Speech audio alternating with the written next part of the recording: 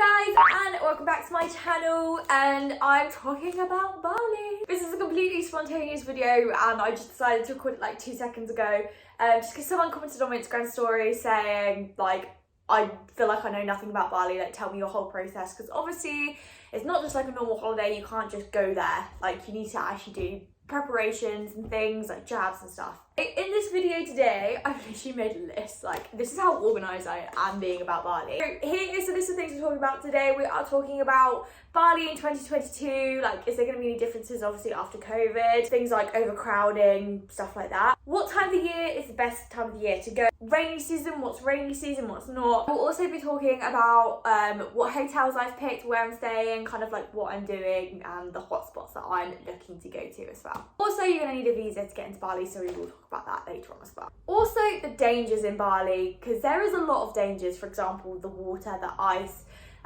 what could kind of go wrong. I want to tell you all about that as well. Jabs, what jabs you need, what ones I'd recommend. Also, like different locations in Bali. I might also go off topic halfway, as I do always. I've just decided that I wanted to take me and my boyfriend to Bali, like as just a I love you gift, and it's in a month and a half, so I've done everything really last minute. So if you're doing it last minute, join the crew. Let's get talking about Bali in 2022. So obviously COVID hit really hard everywhere, but the Balinese people definitely took it very, very seriously, and they actually closed their borders for quite a while.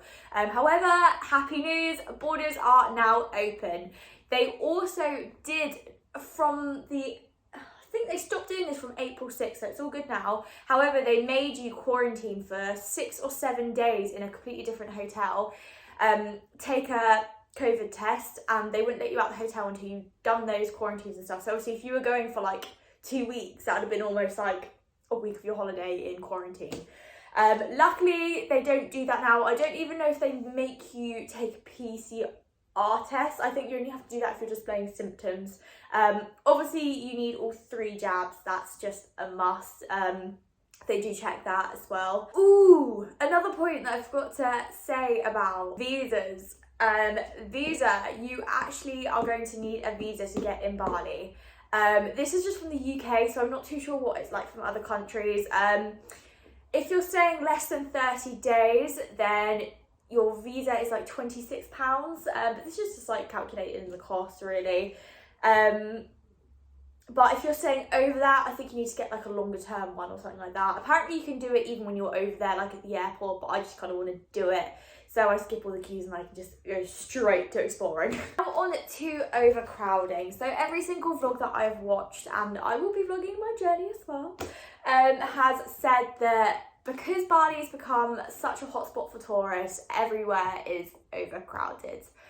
So for example, if you want to see some of the beautiful sights, then you are going to have to get up at the crack of dawn to go see the waterfalls, or to go see the rice fields, especially if you want that kind of like perfect Instagram photo with no one else there. However, obviously that does depend on season to season. The closer you are to the rainy seasons, the quieter it's going to be. I'm going in June, and that is definitely on the quieter side in Bali. Where I am staying, Ubud, I probably have said that wrong, I'll put it here, it's Ubud. It is less touristy, and it is in the heart of rice fields. It's kind of like in the jungle, in the tropical side of it. So it's away from the party island, it's away from the big touristy bit. And I feel like the people of Ubud really try to not let tourism like completely gate crash their culture and stuff. So I'm really looking forward to seeing that. This is a picture of the hotel I'm staying at, and I think it's called, I'm going to say this wrong, Villa Bella. I'm very lucky they actually gave me a massive discount, as long as I feature them in some videos, which is incredible. But anyway, I will obviously keep you up to date in that in the later bits of the vlog. I'd definitely say that Ubud is the most beautiful bit of Bali. If you want the kind of like the Instagram, I keep saying Instagram, I'm not just going there to take photos, I promise, but the Instagram looking pictures, that's just beautiful juicy green with the rice fields, with the sunsets, with like the infinity pools. Ubud is where you are going to find that mostly, and like you can find hotels for like £10 a night. Like, it's nothing over there, and like floating breakfasts are normally included. Like if you just have a look on like booking.com, like you'll be surprised at how cheap it is. Just make sure you tip generously, because apparently the people over there are amazing. So now on to rainy season. When is the rainy season in Bali, and the time you probably not want to go? It is from October to April. However, the temperatures are still going to be around 32 degrees. It's still going to be raining, and not just like a little bit of like drip and drab here. It's going to be constant, probably throughout a lot of that period. So maybe try and stay away from those times. Other than that, it's just going to probably be beautiful sunshine, obviously with like a thunderstorm each day to kind of like clear the air. Now let's talk about jabs. The bane of my life right now, honestly. So one, they're expensive. Like they are expensive. Because this is my treat to my boyfriend, I kind of was like, I'll pay for everything, it's fine. Like almost £600 later with these jabs, obviously with both of us, it's just like, oh my god, it's crazy. So there's a long list of jabs that you can have. You don't need all of them. However, I would definitely recommend getting as many as you possibly can. A lot of them you might have had when you were a kid as well, which is obviously a massive good point. Like, I will list them all here as I'm talking to you right now. These are all the ones that I'm getting and I have got. For example, there's polio, MMR, I'm going to say this wrong, Japanese, it's there. That one, you definitely want. That's basically transmitted by a mosquito bite, and if you get that, that can cause your brain to swell. Not great, we don't want that. There's also Hep A. Is that the right one? Hep A or Hep B? One of them's sexually transmitted, not that one. But Hep A, yeah. There's also, I can't ever say names. And also, I haven't got it in front of me to read off, but it's another one. It's like called thyroid. It sounds like thyroid, but it's not. Anyway, it's here.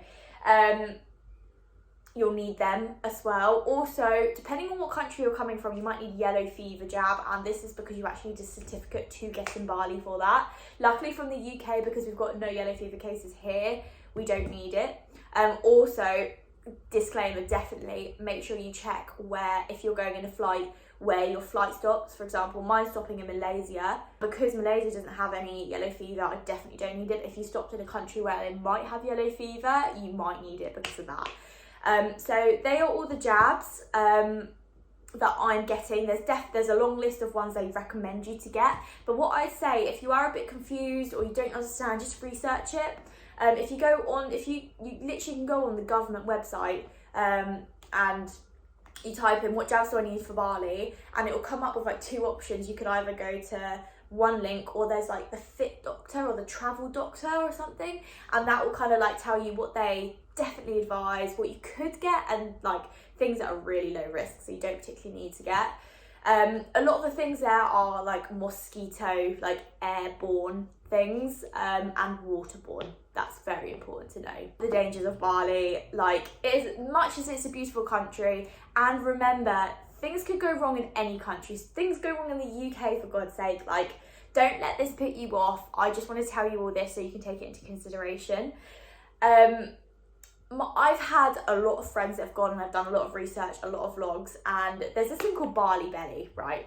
So if you drink their water out of a tap, out of the sea, out of the waterfall, the shower, if any of that kind of gets in your mouth, then you can become really, really ill. And there's a lot of nasty things in the Balinesian water.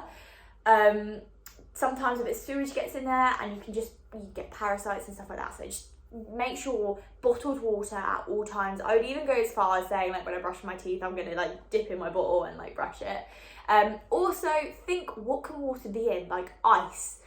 Don't touch that ice. That ice is not great, which is really sad. And for example, look out for smoothies. Are they putting ice in smoothies? That sort of thing. Like, I can't remember if my friend said they had ice cream or not. I think they said like, try not to get ice cream off just a little like side market. Try and get it off like a big establishment. As horrible as that sounds, just because our bodies aren't used to that bacteria, so that could make us very, very ill.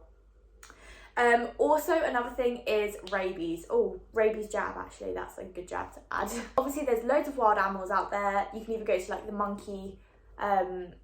monkey walk-through place in Ubud, and you might be amazingly fine. However, there's a lot of stray animals and rabies is definitely a thing out there. So just try, and as much as you're probably going to want to go off and pet that dog, just try and stay away. Also, they might have ticks, and ticks can obviously give you Lyme disease. And yeah, just try and stay away from stray dogs and stuff like that. That's kind of like what I've got through my research. The food out there generally seems amazing. To be fair, my friends went out there, said they had no problems. Like, one of them went out there with the intentions of being veggie because they were scared to eat the meat out there, but they said they were there for a day. They felt so safe with the food that they ate it. Obviously, just like England, you're not going to go eat off like a one little stand in the middle of nowhere that's selling like chicken kebab like on a stick or something. You might be a bit wary about that. If you're in like a high establishment restaurant in Ubud, in like Cancun, anywhere like that, then I'm sure it's going to be absolutely fine. And the Balinese people take really good pride in their food and their breakfasts and their fruit and stuff like that. So just make sure you do wash your fruit as well if you have fruit. Be careful, just don't be stupid.